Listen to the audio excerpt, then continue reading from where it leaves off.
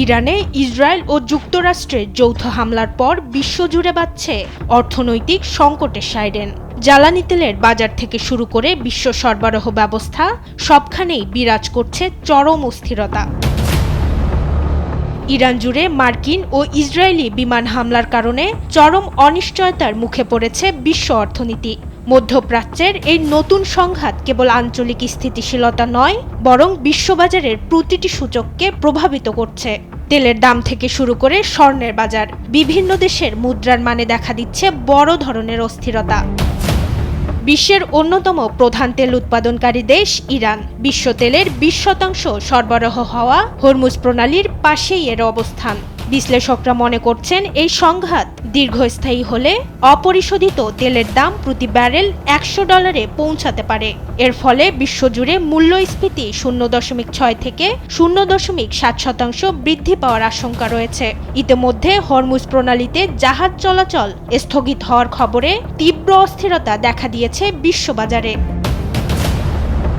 মধ্যপ্রাচ্যের আকাশপথ বন্ধ হয়ে যাওয়ায় বিশ্বজুড়ে বিমান সংস্থাগুলো তাদের ফ্লাইট বাতিল করতে শুরু করেছে। এর ফলে এয়ারলাইন্স কোম্পানিগুলোর শেয়ারের দাম বড় ধরনের চাপে পড়বে। বিপরীতে যুদ্ধের আবহে বিশ্বজুড়ে প্রতিরক্ষা সরঞ্জাম উৎপাদনকারী কোম্পানিগুলোর শেয়ারের দাম বাড়ারও সম্ভাবনা দেখা দিচ্ছে। মধ্যপ্রাচ্যের যুদ্ধে নেতিবাচক প্রভাব পড়বে দেশের অর্থনীতিতেও। দেশে অপরিশোধিত জ্বালানি তেল, এলপিজি ও এলএনজির সরবরাহ হয় মধ্যপ্রাচ্য থেকে। যুদ্ধের কারণে সাপ্লাই চেইন ব্যাহত হতে পারে।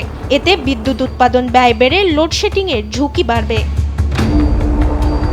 যুদ্ধের কারণে দেশে জ্বালানির দাম বৃদ্ধি, মূল্যস্ফীতি, রেমিটেন্স ঝুঁকি, আমদানি ব্যয় বৃদ্ধি এবং অর্থনৈতিক চাপ সৃষ্টি হতে পারে বলে মনে করছেন বিশ্লেষকরা।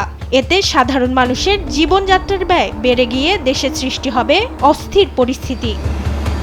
মধ্যপ্রাচ্যের যুদ্ধের এই দাবানল কতদূর ছড়াবে তা এখনও নিশ্চিত নয়। তবে বিশ্ব অর্থনীতি যে এক কঠিন পরীক্ষার মুখোমুখি তা বলাই বাহুল্য।